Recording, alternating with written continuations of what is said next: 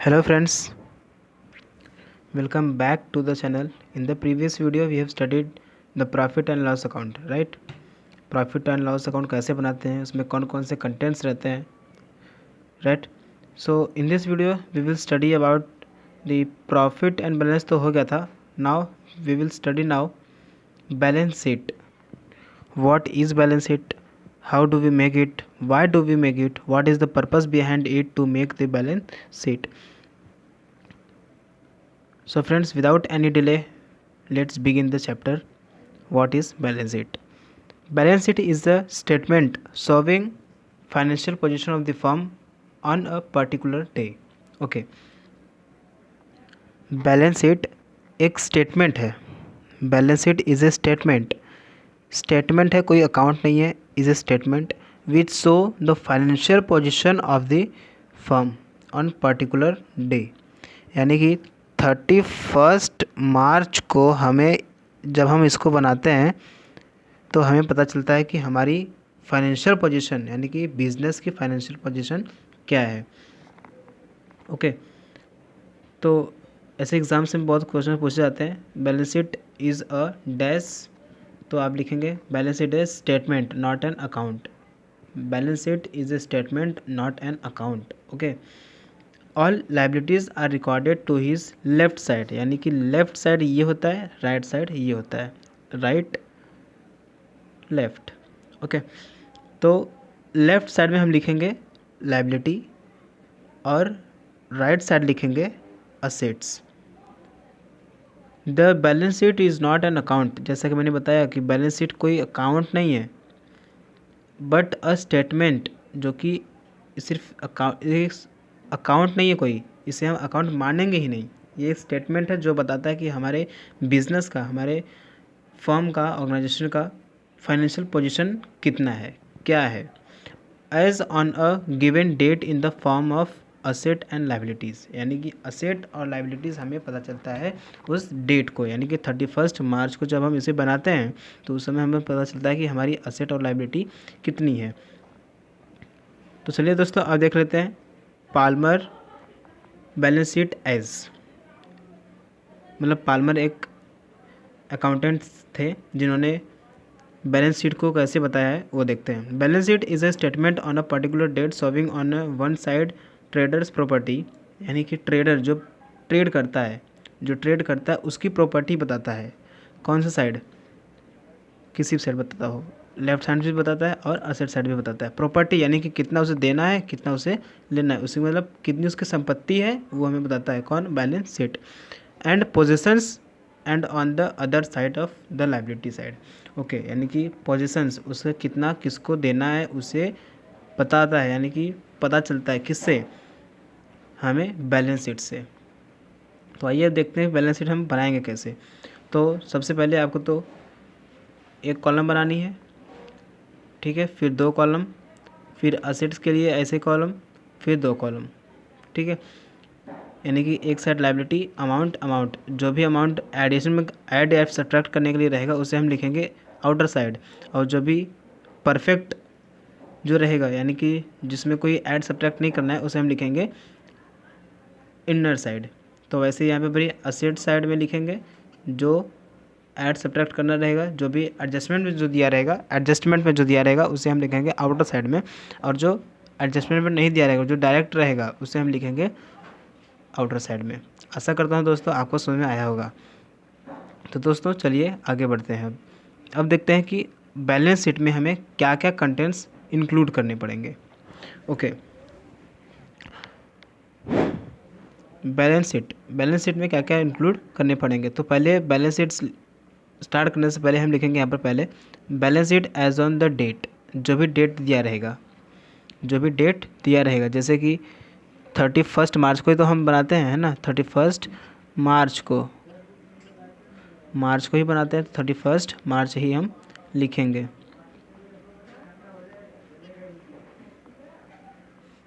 Okay. तो यहाँ पे लिखेंगे 31 मार्च. सो अब बैलेंस शीट में के लेफ्ट साइड यानी लाइबिलिटी साइड आएंगे। अब जब भी हमारे ट्रेडिंग अकाउंट में दिया रहेगा, जैसे कि वहाँ पे अगर दिया है कैपिटल अकाउंट मतलब कोई भी 3 पार्टनर हो सकते हैं ना, तो ABC का मैंने पार्टनर लिखा, जितना भी तीनों का ऐड करने के बाद मैं यहाँ पर लिख दूँगा। तो इसीलिए ये अकाउंट, ये अमाउंट और ये अमाउंट, ये कॉलम दिया हुआ है। ये तो हो गया पार्टनर्स करंट अकाउंट। अब करंट अकाउंट में जो भी बैलेंस रहेगा, जैसे क्रेडिट बैलेंस जिसे हम कहते हैं, उससे हम रिकॉर्ड करेंगे यहाँ पर। अब जनरल रिज़र्व अगर ट्रेडिंग अकाउंट में सिर्फ दिया है, लाइबिलिटी साइड में दिया है, तो लाइबिलिटी साइड में आके हम रिकॉर्ड कर देंगे। Okay. Profit and loss account, profit and loss. अब देखिए दोस्तों, अगर आप प्रॉफिट हो रहा है आपको, तो आप प्रॉफिट लिखेंगे, है ना, प्रॉफिट लिखेंगे। प्रॉफिट एंड लॉस अकाउंट में अगर आपको लॉस हो रहा है तो आप इसी साइड लिखेंगे, इसी साइड में, यानी कि आप डोंट वरी, अगर आपको समझ में नहीं आ रहा होगा तो मैं आपको, जब हम प्रैक्टिकल प्रॉब्लम करेंगे तो आपको ये समझ में आ जाएगा। लोन ऑन मॉर्टेज, यानी कि आपने लोन लिया था किसी के बारे में, किसी पर, तो उस पर आपको पे तो करना पड़ेगा। बैंक लोन, यानी कि आपने बैंक से लोन लिया तो उसे भी आप पे करेंगे। लोन फ्रॉम पार्टनर्स से बिजनेस ने लोन लिया, यानी कि बिजनेस ने पार्टनर्स लोन लिया, यानी कि बिजनेस को तो पे करना पड़ेगा, बाद में लौटाना पड़ेगा इन दोनों को, यानी पार्टनर्स को, तो यानी कि बिजनेस के लिए क्या है, लाइबिलिटी है। बिल्स पेबल, ऐसा बिल, यानी कि आपको पैसा भरना है, आपकी लाइट बिल आई, आपको पैसा पे करना पड़ेगा, यानी पेएबल यानी फ्यूचर में भरना पड़ेगा। बैंक ओवरड्राफ्ट, आपके जो बैंक थी, अकाउंट थी, उसमें ज़ीरो बैलेंस था, लेकिन आपने लोन ले लिया, ज़ीरो बैलेंस पे भी आपने लोन लिया है, तो आपको पैसा तो पूरा पूरा भरना ही पड़ेगा, राइट। तो उसे कहते हैं overdraft, bank overdraft. Sundry creditors, यानी कि अब लोगों को कितना देना है, मतलब करने का मतलब ये है कि आपने लोगों से जो उधार लिया है, यानी कि जो ऑर्गेनाइजेशन ने जो उधार लिया है, उससे अब कितना पे करना पड़ेगा। तो यहाँ पर लेस ऐड करेंगे, अगर कुछ है वहाँ पर एडजस्टमेंट में अगर दिया है तो उसे हम ऐड करेंगे सन्ड्री क्रेडिटर के साथ। ओके। तो लेस करेंगे provision on discount on creditors, अगर बिजनेसमैन अपने क्रेडिटर को अगर डिस्काउंट देता है तो उसे भी हम यहाँ पर लेस करेंगे। ओके, क्योंकि आप जो अमाउंट, आपको जो 500 मिलने वाले थे, जो भी 5 लाख 5,000 जो भी मिलने वाले थे, उस पर आप 100 रुपये का तो डिस्काउंट दे रहे हो ना, तो यानी आप लोगे कितना, 400 लोगे, ठीक। तो 400 आपको मिलेगा, यानी कि आपने 100 रुपये का क्रेडिटर पे, यानी कि ये जो क्रेडिटर था इस पर आपने डिस्काउंट दिया है। ओके।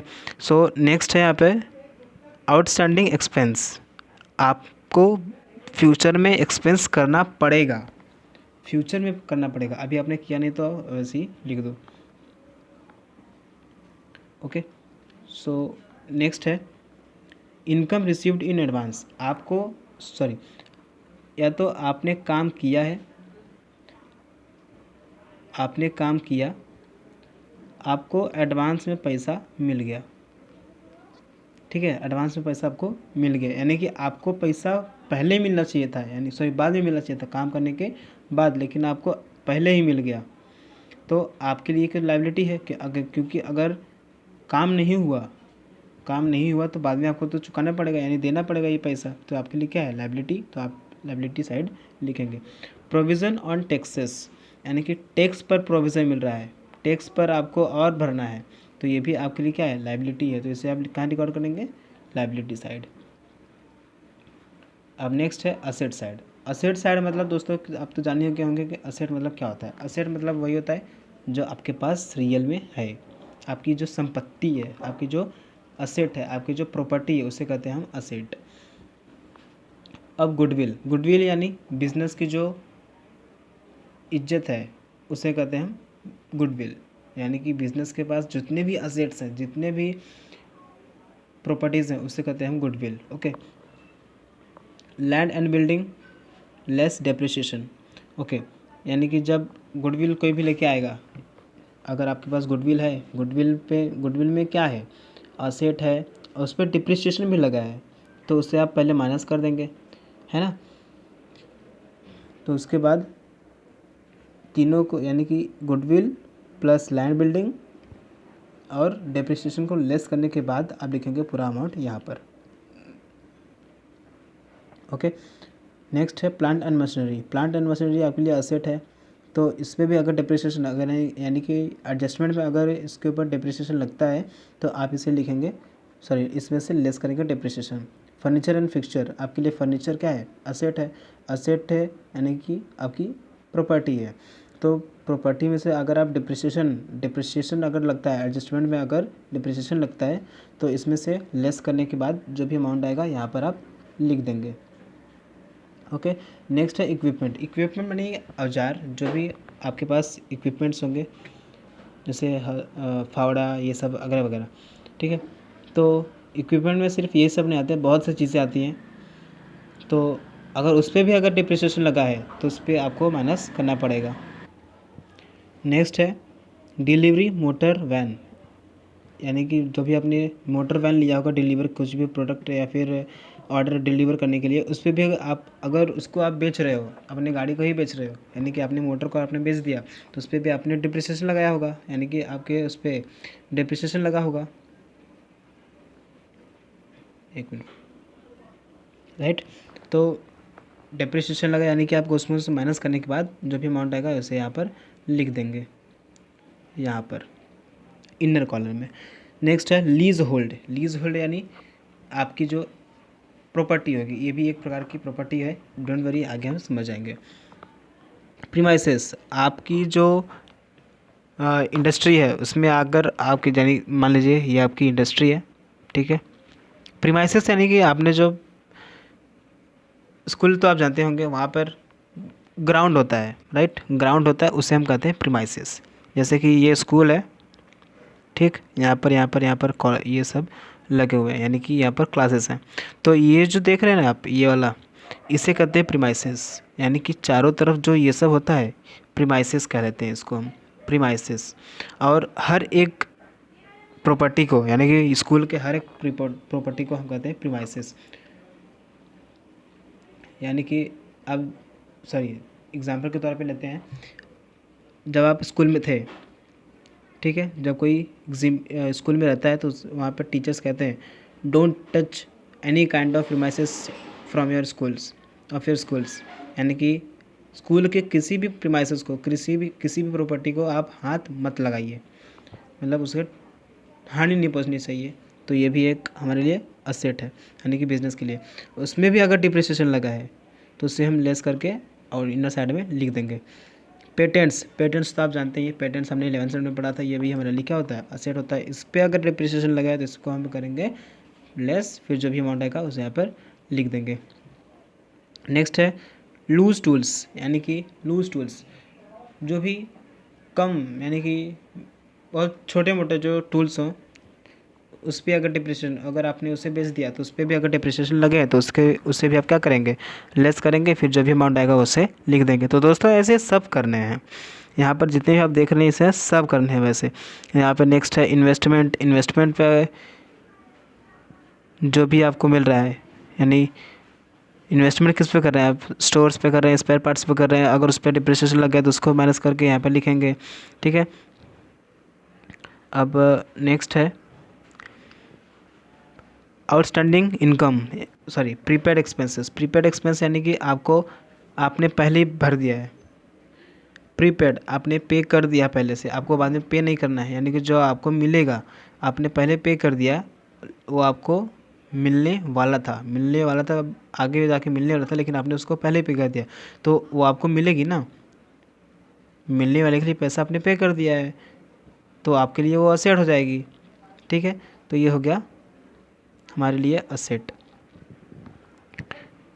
नेक्स्ट है आउटस्टैंडिंग इनकम, यानी कि हमें इनकम आगे जाके मिलने वाला है, डोंट वरी, मिलने वाला है, ठीक है, मिलने वाला है। नेक्स्ट है लोन्स एंड एडवांस, यानी कि आपको एडवांस में मिला है, लोन एंड एडवांस आपको एडवांस में मिला है। क्लोजिंग स्टॉक यानी कि पिछले साल का आपने जो भी अमाउंट था अब रिकॉर्ड कर रहे हैं, यानी कि ये डोंट वरी, ये जो है ना क्लोजिंग स्टॉक आपके एडजस्टमेंट में दिया रहेगा क्लोजिंग स्टॉक। और दोस्तों क्लोजिंग स्टॉक अगर जैसे मान लीजिए क्लोजिंग स्टॉक दिया है 40,000 और एक दिया है 50,000, तो दोस्तों इसमें से जो बड़ा रहेगा ना, इसमें अब बताइए कि इसमें से कौन सा बड़ा है। 50,000 बड़ा है तो 50,000 आपको रिकॉर्ड करनी पड़ेगी। 50,000 यानी कि जो सबसे बड़ा है वही आपकी क्लोजिंग स्टॉक है, उसे आप मानेंगे क्लोजिंग स्टॉक। अब यहाँ पे दिया है सन्ड्री डेप्टर यानी कि आपके लिए असेट है, पैसा मिलने वाला है, यानी कि लिए आपके क्या है, असेट है। तो एनी एडजस्टमेंट, अगर सन्ड्री डेप्टर पे अगर कोई एडजस्टमेंट दिया है तो उससे आप रिकॉर्ड करेंगे, या तो लेस करेंगे या तो माइनस करेंगे। ओके, बैड डेब्ट्स भी दे सकता है। Provisional IDD, discount on debtor पे अगर आपने डिस्काउंट दिया है तो उसको भी आप लेस करेंगे, क्योंकि डिस्काउंट आपको डेप्टर पे मिल रहा है। आपको पैसा मिलने वाला था 500 आपको मिलने वाला था, बट आपने उस पर डिस्काउंट लगा दिया। भाई चल, तू मुझे देने वाला था ना। सॉरी फ्रेंड्स, थोड़ा सा आवाज़ आई होगी, उसके लिए माफ़ी चाहूँगा। नेक्स्ट है यहाँ पे इंश्योरेंस क्लेम रिसीवेबल, यानी कि इंश्योरेंस क्लेम, आपने इंश्योरेंस करवाया था अपने बिजनेस का तो आपको मिल रहा है, यानी कि आपको असेट हुआ आपके लिए। बिल्स रिसीवेबल यानी कि आपको पैसा मिलने वाला है। कैश इन हैंड, आपके हाथ में पैसा यानी कि आपके लिए असेट है। कैश एट बैंक यानी कि बैंक में पैसा है तो इसीलिए आपको असेट है।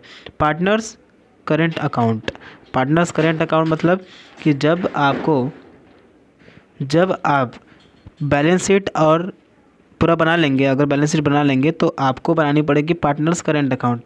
कहने का मतलब ये है कि जब आप ट्रेडिंग अकाउंट और प्रॉफिट एंड लॉस अकाउंट बना लेंगे तो वहाँ पर क्रेडिट अकाउंट मतलब पार्टनर्स करेंट अकाउंट तो आएगा ही, तो उसे आप यहाँ पर ट्रांसफ़र कर देंगे ताकि आपको पता चल सके कि हमारी टोटल असेट कितनी है उसमें से रिकॉर्ड करने के बाद। अब दोस्तों यहाँ पर नीचे दिया हुआ है आपके पेज नंबर पे नोट्स करके, जो हमें पढ़ना ज़रूरी है क्योंकि इसके ऊपर ही हमें बैलेंस शीट बनाना पड़ता है। Okay, so every item in the trial balance must be shown only one time in just one part of the final account, यानी कि आपके जो ट्रेडिंग अकाउंट रहेगा उसमें सिर्फ आप जो भी आइटम रहेंगे यानी कि जो भी मटेरियल्स रहेंगे वहाँ पर सिर्फ एक ही बार रिकॉर्ड होने चाहिए। ये तुम्हें पता है, ये तो होने चाहिए। एक्सक्लूडिंग साइलेंट या फिर हिडन एडजस्टमेंट, मतलब हिडन एडजस्टमेंट को छोड़कर, जो भी एडजस्टमेंट दिया रहेगा उसे छोड़कर एक ही बार वहाँ पे रिकॉर्ड होने चाहिए। Every adjustment must have 2 effects, हर एक एडजस्टमेंट के पास 2 इफेक्ट्स होना चाहिए इन द फाइनल अकाउंट, यानी कि बैलेंस शीट, फाइनल अकाउंट मतलब बैलेंस शीट में 2 इफेक्ट्स होना चाहिए उसके, या तो डेबिट साइड या तो क्रेडिट साइड होने चाहिए। एक डेबिट साइड होगा, दूसरा क्रेडिट साइड होगा। We have already studied this topic in the 11th standard as final account of proprietary concern. Yes, यानी कि हमने स्टैंडर्ड 11th में ही इसको पढ़ लिया था, राइट। यस, हमने पढ़ लिया था 11th स्टैंडर्ड में कि जब भी फाइनल अकाउंट रहेगा तो वहाँ पर सिर्फ एक ही अकाउंट रहेगा और एक एडजस्टमेंट रहेगा, और उस एडजस्टमेंट पे 2 इफेक्ट्स रहेंगे। कितने effects? 2 effects. Most of the theory part explanation of general entries, यानी कि जनरल एंट्री भी रहेंगी, उसके हिसाब से आप कर सकते हैं। And effects of general entries are similar, यानी कि उसके इफ़ेक्ट्स और जनरल एंट्री कुछ सिमिलर होते हैं। डोंट वरी, आगे हम देखने वाले हैं, चिंता करने की कोई बात है नहीं। To avoid repetition common explanation is not given in the 12th standard. Yes, यानी कि 12th स्टैंडर्ड में ऐसे कोई एग्जाम्पल्स नहीं दिए हैं जो रिपीटेड किए गए हों। But explanation and general entries of new adjustment are given, यानी कि जो explanation and journal entries of new adjustment are given. Okay, new adjustment हमें दिए रहेंगे। For common difference explanation teachers and students can refer text book of 11th standard first topic this book that is introduction to partnership calculated and financial account. तो अगर हमें तो थोड़ा सा भी कन्फ्यूज़न होता है तो हम रिकॉर्ड करेंगे रिफ़र करेंगे 11th स्टैंडर्ड का। सो फ्रेंड्स अब नेक्स्ट आता है एडजस्टमेंट। अब पढ़ेंगे हम एडजस्टमेंट। फ्रेंड्स यहाँ पर मिनिमम 25 एडजस्टमेंट्स दिए हुए हैं, ठीक है। तो वीडियो ज़्यादा लंबा ना होने के कारण मैं यहीं पे स्टॉप करता हूँ। तो एडजस्टमेंट हम पढ़ेंगे नेक्स्ट वाले वीडियो में, राइट। तो आज तक के लिए इतना ही, मिलते हैं अगली वीडियो में। वीडियो अगर समझ में आया दोस्तों तो शेयर एंड लाइक सब्सक्राइब कर दीजिएगा, ताकि आपको नोटिफिकेशंस और अकाउंटिंग से रिलेटेड खास करके प्रैक्टिकल प्रॉब्लम से रिलेटेड आपको नोटिफिकेशंस ऐसे ही मिलते रहें दोस्तों। तब तक के लिए धन्यवाद, मिलते हैं अगली वीडियो में।